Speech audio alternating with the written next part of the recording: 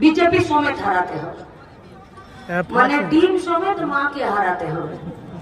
ভালো ভাবছি না, ডিম রেখে মাকে হারিয়ে কোনো লাভ নেই, নইলে ডিম ফুটে যে ছা বেরোবে ওই মায়েরই ছা বেরোবে। তাই তৃণমূলকে হারাতে গেলে বিজেপি সমেত হারাতে হবে, থাকবে না কোনো চিন্তা নেই, থাকতে পারে না।